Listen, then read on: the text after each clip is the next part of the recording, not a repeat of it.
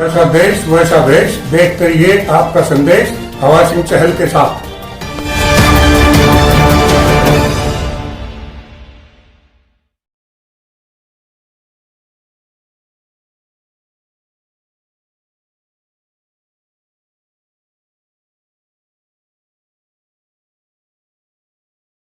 Hello दोस्तों, नमस्कार।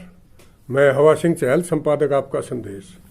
दोस्तों, आज 23 मार्च है और आज का दिन बहुत महत्वपूर्ण है क्योंकि आज शहीदी दिवस है और इसको कोई बलिदान दिवस के रूप में, कोई शहीदी दिवस के रूप में, कोई किसी रूप में आज मनाया जा रहा है। दिल्ली टिकरी बॉर्डर पर बहुत भारी भीड़ आज इस को जश्न के रूप में शहीदी दिवस को मना रही है और किसानों में पूरा जोश भरा हुआ है और वहाँ पर काफ़ी कुछ माहौल बदला हुआ नज़र आ रहा है क्योंकि तिरंगे में आज निकलते हुए या पदयात्री सारे अपने तिरंगे उठा उठा के नारे लगाते हुए और टिकरी बॉर्डर पर नहीं, चारों साइड में शहीदी दिवस मनाने के लिए भारी संख्या में एकत्रित हुए हैं, जिसमें शहीद आजम भगत सिंह के नाते भी कुछ शामिल हैं और महिलाएं भी काफ़ी मात्रा में हैं।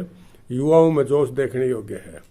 तो मैं सर्वप्रथम उन शहीदों को नमन करता क्योंकि सबसे पहला हमारा एक यही फर्ज बनता है कि जिनकी बदौलत आज हम आज़ाद हैं उन वीर शहीदों को सत सत नमन करते हैं।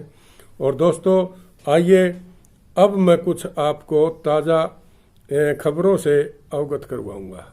किसान आंदोलन का तो सबको पता है कि दिल्ली के चारों साइड में भारी भीड़ जुटी हुई है और किसान अपनी बात मनवाने के लिए पूरे जोर शोर से आंदोलन में जुटे हुए हैं, लेकिन सरकार अभी फिलहाल इसको ठंडे बस्ते में डाले हुए है और महीने से भी ज़्यादा समय हो गया उनसे कोई बातचीत नहीं हुई है।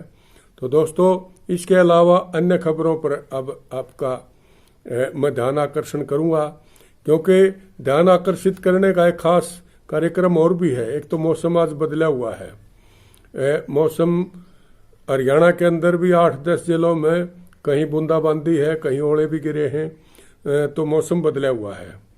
तो जो खास आने वाले समय की बातचीत है पानी की, तो पानी के बारे में दोस्तों, नहरों पर आश्रित जो 75% हरियाणा है वो पानी को तरसेगा। 3000 क्यूसेक कम पानी मिल रहा है। अब प्रदेश में पहली बार जितनी मांग है उससे बहुत कम सप्लाई हो रही है, यानी कि 12,500 क्यूसेक की जरूरत है और 9.5 क्यूसेक ही पानी मिल रहा है, जो कि भाखड़ा पोंग डैम और हथनी कुंड बैराज में पिछले साल के मुकाबले आधे से भी कम पानी है। तो आने वाला समय निश्चित तौर पर, क्योंकि गर्मी तो अभी बाकी है, अब मार्च में ये हाल है, अप्रैल मई में तो बहुत बुरा हाल होने वाला है। 42 दिन में एक दिन नहर भिवानी जिलम चलती है। तो इससे साफ स्पष्ट संदेश है कि पानी की बचत करो और नहीं तो ये पानी आंखों में ही दिखाई देगा। तो दोस्तों, आज मैं पानी के बारे में क्यों बता रहा हूँ, क्योंकि जल युद्ध की जहाँ तक संभावनाएं जताई जा रही हैं वो यहीं से शुरुआत मान के चलो आप, क्योंकि पानी एक ऐसी चीज़ है जो बहुत ज़रूरी चीज़ है और जीवन के लिए सांस लेने के बाद अगर कोई नंबर है तो पानी का है। तो दोस्तों, पानी के बगैर जीवन ही संभव नहीं है और जिस प्रकार से पानी व्यर्थ में बहा जा रहा है उसकी बचत करो। और आने वाला जो समय है उसमें पानी के बारे में मैं एक नज़र आपको बताऊं। हथनी कुंड बैराज में पानी का जो लेवल है वो धीरे धीरे काफ़ी कम हो रहा है। सोमवार को हथनी कुंड बैराज से पानी का जो बंटवारा था वो इस प्रकार है। यमुना में 352 क्यूसेक पानी है और 50 उसका यूपी में जाता है और 1346 WJC यानी कि वेस्ट जमुना कैनाल में 1346 क्यूसेक पानी जाता है, जिसमें पश्चिम यमुना नहर के पानी में से आधे से ज़्यादा यानी 761 क्यूसेक पानी दिल्ली का हिस्से का है। हमारे इस एरिया में भी WJC का ही पानी लगता है। जिसमें कई नहरें निकलती हैं। उधर JLN है, इधर WJC है, सुंदर ब्रांच वगैरह, ये नहरें सारी ये WJC में से आती हैं। तो पानी का जो फ्लो है कम होने के 3 बड़े कारण हैं। सर्दियों में पहाड़ों पर सामान्य से 6 के मुकाबले 3 स्पेल में बर्फबारी हुई है। 6 स्पेल में बर्फबारी हुआ कर दी, अब की बार 3 बार में हुई है, यानी बर्फ कम गिरी है, इसलिए पानी की कमी हुई।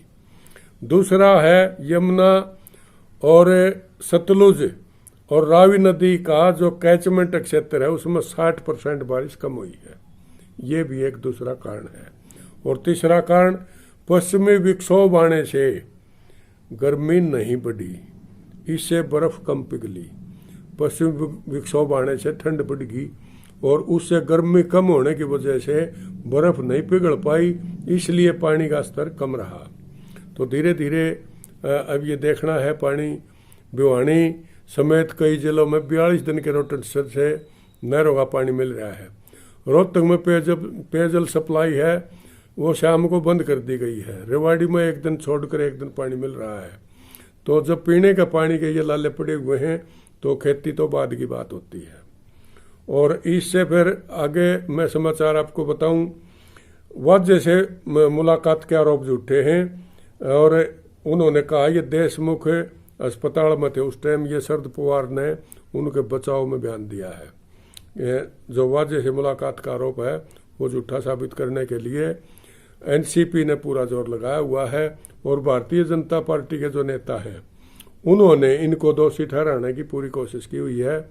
और कई वीडियो क्लिप दिखाए जा रहे हैं, वो कह रहे हैं भाई ये क्वारंटीन में बंद थे, उन्होंने फिर वो दिखा है भाई ये प्रेस कॉन्फ्रेंस कर रहे हैं और वो सफाई देते फिर रहे हैं। तो ये तो जांच का विषय है, तो इसमें क्या जवाब बनेगा ये तो आगे की बात होगी।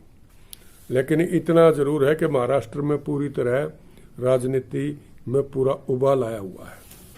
और दोस्तों कुछ और बातें हैं जो मैं आपको शेयर करना चाहता हूं। तो बहुत से ऐसे सवाल हैं जो आप भी जानना चाहते हैं और उनको जानना जरूरी भी है। कोरोना का जो ये पूरा प्रचार प्रसार चल रहा है ये एक बहुत ही दमदार विषय है, क्योंकि अब जो कोरोना आ रहा है उसको और भी खतरनाक बताया जा रहा है। तो उसमें हमारे यहाँ हिसार जिले में भी 2 बुजुर्गों की जो मौत हुई है वो कोरोना वैक्सीन लेने के बाद हुई है। तो उनकी जो मौत हुई है, एक तो हमारे यहाँ नज़दीक है बडाला गांव पड़ोस में, तो बडाला गांव में 65 साल का एक पंडित जी की मृत्यु हुई है और उनका जो डेड बॉडी है वो वहाँ अग्रवा मेडिकल कॉलेज में पोस्टमार्टम के लिए भेज दी है ताकि पता लगे कि मौत का कारण क्या रहा। तो घर वाले तो ये कह रहे हैं भाई ये पहले बिल्कुल स्वस्थ थे और वैक्सीन का टीका लगाने के बाद इनकी तबीयत बिगड़ गई और उससे ही उनकी मौत हो गई। तो ये है कोरोना से बचाव के टीके लगवाने के बाद इनकी मौत हुई है। इनमें एक तो बडाला का बुजुर्ग है जो 65 साल उसकी उम्र है और एक 67 साल की आदमपुर स्थित ढाणी मोहब्बतपुर की 67 साल की बिमला है और 80 का जो बडाला गांव पड़ा है वो 65 वर्ष का रामफल शर्मा शामिल है इसमें। इनकी जो मौत हुई है ये पोस्टमार्टम के बाद पता लगेगा कि वैक्सीन की रिएक्शन से हुई है या कोई और बीमारी से हुई है।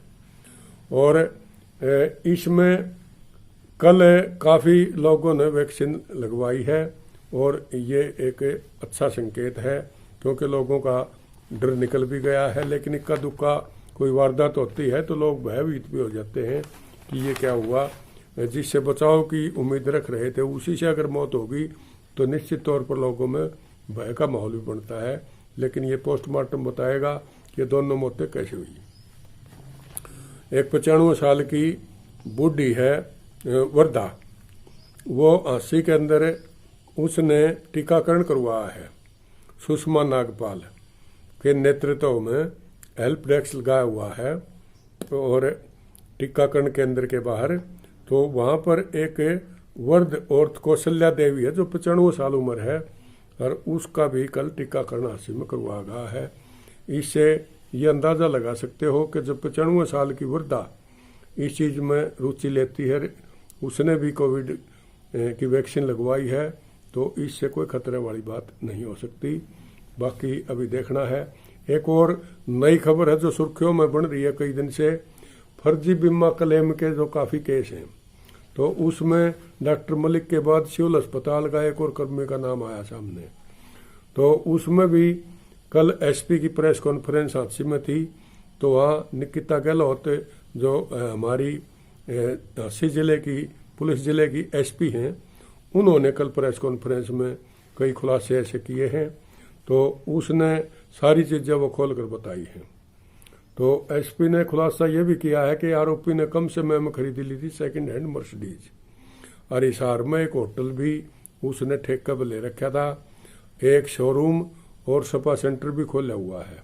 तो ये जो 2 नंबर की वो कमाई थी, उससे ये सारी चीज़ें उन्होंने करी हुई हैं।